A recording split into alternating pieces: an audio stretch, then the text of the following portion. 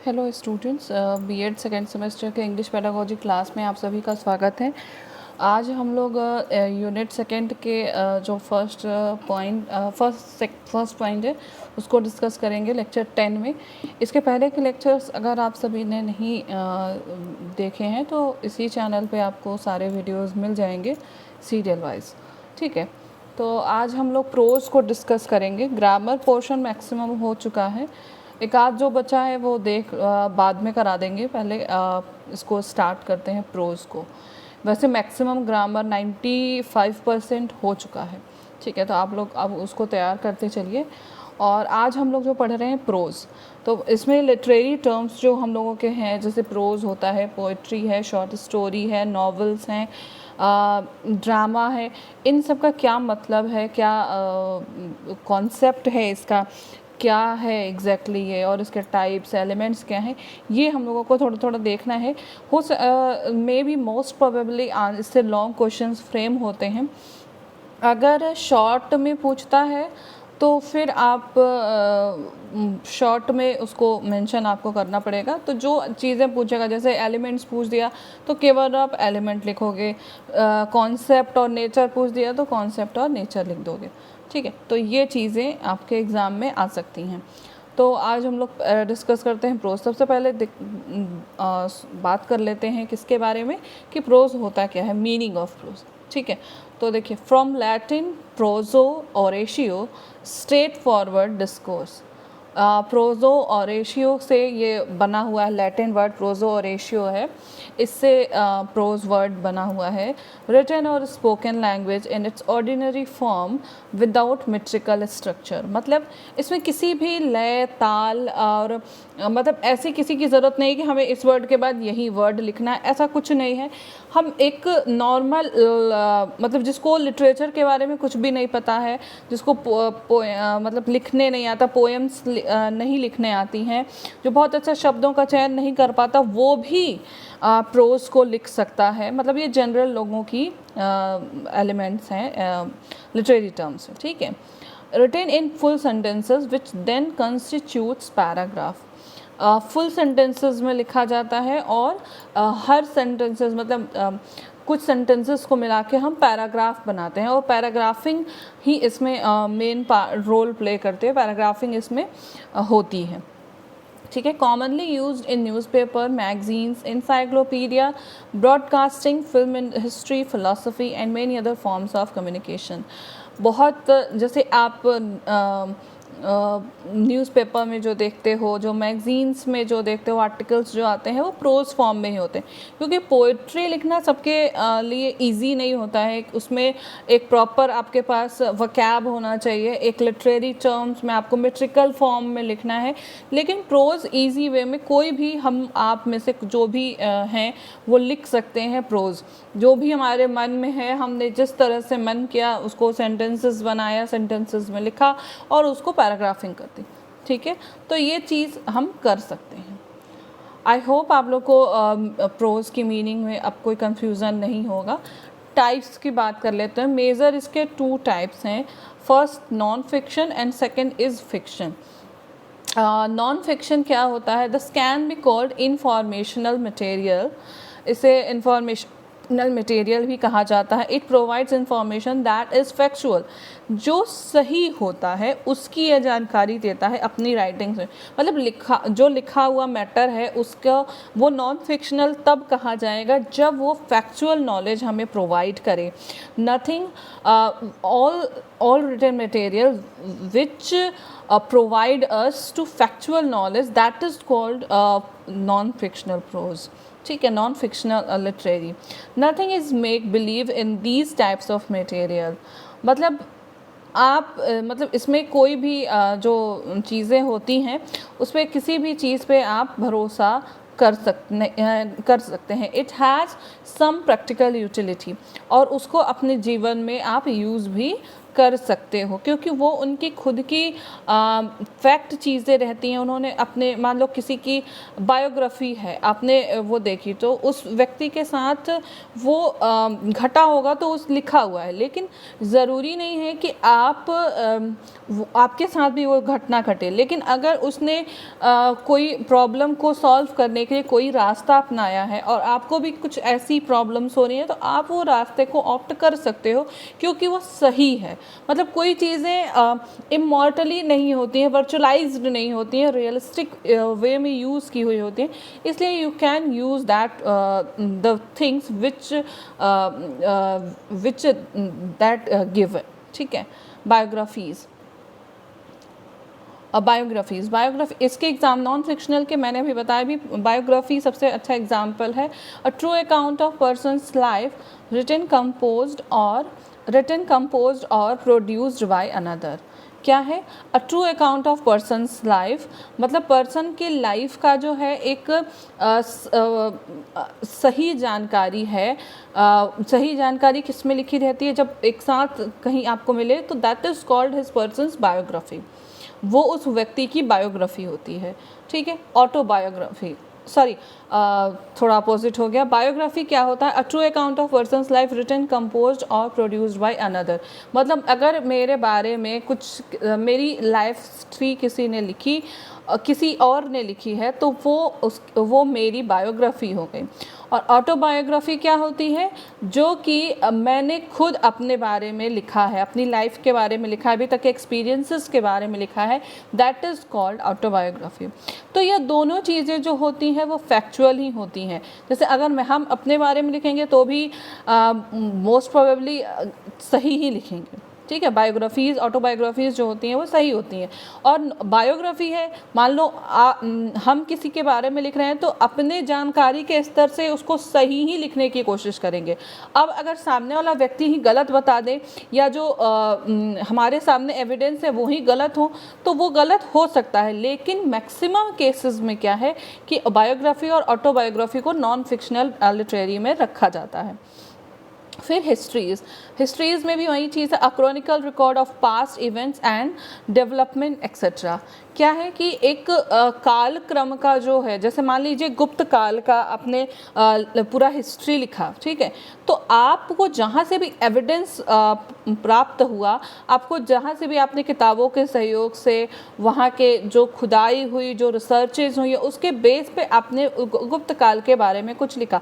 अब अगर वो रिसर्चेज ही गलत हों, या जो एविडेंस आपके सामने वो रखे गए थे वो टेम्पर्ड हो, वो सही ना हो, तो फिर आप उसके लिए कुछ नहीं कर सकते हो। आप बस उस एविडेंस के मतलब टेम्पर्ड ना होने की कोशिश कर सकते हो कि सही आपको एविडेंस मिले, लेकिन आप मतलब ये नहीं किया जा सकता है।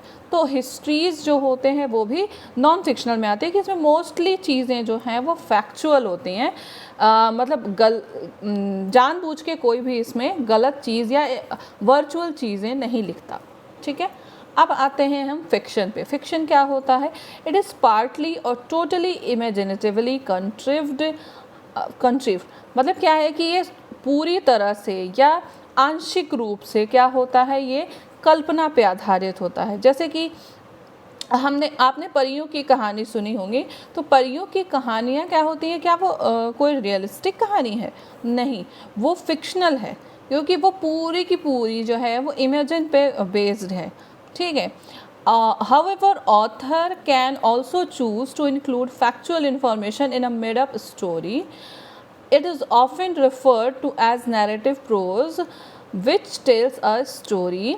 Its different types include, मतलब कि हो सकता है कि एक ऐसा टाइप है जो कि पूरा का पूरा इमेजिनेटिव होता है, फिक्शनल होता है। एक पूरा का पूरा टाइप है जो कि नॉन फिक्शनल होता है, जो फैक्चुअल नॉलेज पे बेस्ड होता है। लेकिन एक ऐसा भी टाइप हो सकता है जिसमें कि कुछ चीज़ें जो हैं वो फैक्चुअल हों और कुछ चीज़ें जो हैं वो इमेजिनेटिव हों। तो ऐसे का एक अलग टाइप बन जाता है लिटरेरी का, और वो भी एक टाइप माना जा सकता है। कोई ज़रूरी नहीं कि पूरी की पूरी किताब या पूरी की पूरी प्रोज हमारी जो हो वो इमेजिनेटिव हो, ठीक है, या पूरी की पूरी फैक्चुअल बेस्ड हो, ठीक है। नेक्स्ट है हमारा हिस्टोरिकल फिक्शन। फिक्शन में जो टाइप्स हैं, फिक्शन में कौन कौन से लिटरेरी आते हैं वो आप लोग अब देखेंगे। जो टाइप है वो पहला है historical fiction. The story takes the reader back to a particular time period where they learn about the everyday life of a person और group of person.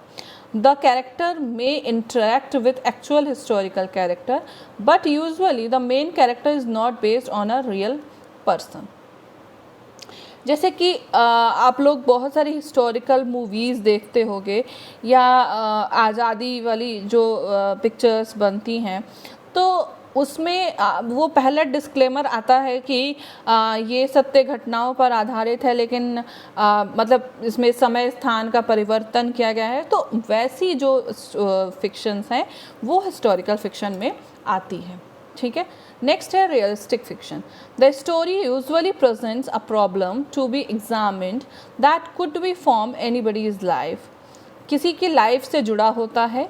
They may cover such topics as family situation, peer relationship and cultural differences. कि उस व्यक्ति के कुछ parts को हम लेके बना सकते हैं उस पर, और जैसे कि उनके परिवार के साथ उनका रिलेशनशिप कैसा था, उनके ग्रुप में जो दोस्तों का समूह था उसके साथ कैसा संबंध था, उनका सांस्कृतिक विविधता जो थी वो कैसी थी, क्या थी, ये सब चीज़ें जब इसमें लिखी जाती हैं तो वो क्या होती है, रियलिस्टिक फिक्शन होती है। नेक्स्ट है science fiction. This is a type of modern fantasy. It explores scientific fact and can pose ethical questions about current scientific trends and predictions. The author focus on the adventure of exploring the unknown and the wonder of discovering new worlds and people. ठीक है। This is the type of modern fantasy. It explore scientific fact and can pose ethical questions about current scientific trends and prediction. जो current scientific trend चल रहे हैं, क्या हो रहा है, क्या कौन से आविष्कार हो रहे हैं, वो आपको वो फॉर्मूला नहीं बताते, लेकिन उससे आपको अवेयर कराते हैं। जैसे मिशन मंगल आपने मूवी देखी होगी, तो उसमें वो आपको मिसाइल बनाने का तरीका नहीं, लेकिन वो एक पूरा प्रोसेस दिखा रहे हैं कि किस तरह से एक यान का आविष्कार किया गया और उसको मंगल ग्रह पे भेजा गया। तो वही चीज़ वो पूरा जो फिल्म का स्टोरी होगा, जो मिशन मंगल की स्टोरी होगी, वो कैसी हो जाएगी, वो साइंस फिक्शन होगी। मतलब साइंस का आपको प्रोसेस नहीं बताया जाएगा, लेकिन उसका वो कैसे आया, वो कैसे इन्वेंट हुआ, उसके पीछे क्या मेहनत थी, क्या सोच थी, वो सारी चीज़ें आपको उसमें बताई जाएंगी, ठीक है। नेक्स्ट है मिस्ट्री। मिस्ट्री क्या है? There are different types of mystery stories, but usually a crime has been committed and the reader wants to try to figure out who done it. There is usually a great deal of suspense and intrigue abounds. ये mystery stories कैसी होती हैं? जो कि कोई crime हुआ है, crime हुआ हो और उसके पीछे की पूरी हिस्ट्री जान के कि वो क्यों हुआ, किसने किया, वो जो सस्पेक्ट था वो कैसे पकड़ा गया। जैसे क्राइम पेट्रोल आप देखते हो, CID देखते हो, तो वो सब क्या है, वो सब मिस्ट्री स्टोरीज़ को ही इनेक्ट करते हैं, ठीक है। फिर नेक्स्ट है metafiction. Itself consciously and systematically draws attention to its status as an artifact in order to pose questions about the relationship between fiction and reality. It self-consciously and systematically draws attention to its status as an artifact in order to pose questions about the relationship between fiction and reality. ये इस तरीके का होता है कि ये readers के सामने क्वेश्चंस पुटअप कर रीडर्स इसमें क्वेश्चंस पुटअप कर सकते हैं कि जो इसमें फिक्शंस प्रोवाइड किए गए हैं उसका किस तरह से रिलेशनशिप है रियलिटी से। या इस किताब में भी ऐसी कहानी में पीछे दिया रहता है कि इस घटना का या ये जो इमेजिनेटिव स्टोरी हमने प्रेजेंट की है इसका किस घटना से ये संबंधित है। तो इस टाइप की चीज़ें उसमें दी रहती हैं, ठीक है। नेक्स्ट है romance. It represents a chivalric theme or relates improbable adventure of idealized characters in some remote or enchanted setting। मतलब इसमें बढ़ा चढ़ा के चीज़ें बताई जाती हैं कि क्या, जैसे लव स्टोरीज सुनते हो तो लव स्टोरीज के पीछे कितना एफर्ट होता है वो तो नहीं बताते, लेकिन उसको इतना फोर्सफुली और इतना यूनिकली दिखाते हैं कि एवरीवन अट्रैक्टेड, सभी लोग उससे अट्रैक्ट हो जाते हैं और फिर बहुत सारी चीज़ें मतलब उनकी लाइफ में होती हैं। ठीक है। नेक्स्ट है शॉर्ट स्टोरी। शॉर्ट स्टोरी में क्या है, it is marked by relative shortness and density, organized into a plot and with some kind of denouement at the end. It can be read in a single sitting. It is marked by relative shortness and density. ये short story जो होती हैं, जैसे परियों की कहानियाँ हुई, कोई भी कहानी, वो एक सिंगल सेटिंग मतलब एक वन टेक स्टोरीज जो होती हैं वो जो होती है वो शॉर्ट स्टोरी है। ठीक है। नेक्स्ट है novel. Novel is an extended work of pros fiction which tells a story of considerable length. मतलब ये नॉवेल्स की जो भी होती हैं वो लंबी, आपने देखी होगी, बहुत कम पेजेस की भी होती है, ज़्यादा पेजेस की भी होती है, लेकिन मोस्टली जो होती है वो बड़ी मोटी सी किताब होती है, वही नॉवेल के रूप में प्रेजेंट की जाती है हम लोग के सामने, जिसके लिए जो पढ़ना थोड़ा सा हम लोग मतलब नेचुरल के लिए बोरिंग हो जाता है किसी किसी के लिए, किसी किसी को बहुत पसंद होता है नॉवेल पढ़ना। तो नॉवेल में क्या होता है, स्टोरीज़ होती हैं, इन प्रोज फॉर्म होता है और वो उसका जो लेंथ होता है वो ज़्यादा होता है। ठीक है। उसके बाद क्या है एलिमेंट्स। एलिमेंट्स में इसमें 5 एलिमेंट्स हैं प्रोज में मेनली। तो plot, character and characterisation, setting, point of view and theme. ठीक है। प्लॉट क्या है, प्लॉट द स्ट्रक्चर, फ्रेमवर्क और स्केलेटन ऑफ द स्टोरी। मतलब जिस तरह से बॉडी में स्केलेटन ज़रूरी होता है, उसी तरह से जो भी स्टोरी है उसका प्लॉट वो कैसे बना है, वो उसका ढांचा क्या होगा, कितने देर का होगा, कितना क्या होगा, कितने कैरेक्टर्स होंगे, सब चीज़ें इसमें फाइनल की जाती हैं। The story that holds all the events of story in an ordinary way, the casual and logical structure that connects events. मतलब कितने एक्ट्स होंगे, कितने सीन होगा, क्या होगा, कैसे होगा, ये सब चीज़ें इसमें देखी जाती हैं। ठीक है। अब इसमें जो सबसे पहला होता है इंट्रोडक्शन। इंट्रोडक्शन के बाद आता है फॉलिंग, इंट्रोडक्शन के बाद आता है राइजिंग एक्शन, राइजिंग एक्शन के बाद आता है फॉलिंग एक्शन, फॉलिंग एक्शन के बाद आता है रिजोल्यूशन, रिजोल्यूशन के बाद आता है क्लाइमेक्स। ठीक है। फिर नेक्स्ट जो इसका एलिमेंट है वो है कैरेक्टर एंड कैरेक्टराइजेशन। कैरेक्टर क्या होता है, अ पर्सन और being in a story that performs the action of the plot. कौन कैरेक्टर में होगा, कौन उस एक्ट को परफॉर्म करेगा, ये चीज़ें। Characterisation the process by which the writer reveals the personality of the character.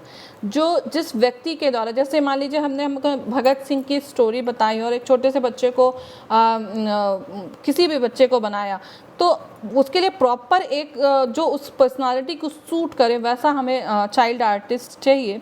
तो वो जो चुनने की जो प्रक्रिया होती है दैट इज़ कॉल्ड कैरेक्टराइजेशन। ठीक है। फिर आता है सेटिंग। सेटिंग में क्या है, the historical time and place and the social circumstances in the world of the literature. कौन से स्थिति में, कौन सी ऐतिहासिक स्थिति में, कौन सी जो किस लोकेशन में जो प्लॉट है हमारा और वो एक्ट इनैक्ट किया जाएगा, जोग्राफिक लोकेशन क्या होगी, कल्चरल बैकअप क्या होगा, आर्टिफिशियल इन्वायरमेंट कैसा होगा, प्रॉपर्टीज़ उसकी क्या होंगी, एक्सेट्रा। ठीक है।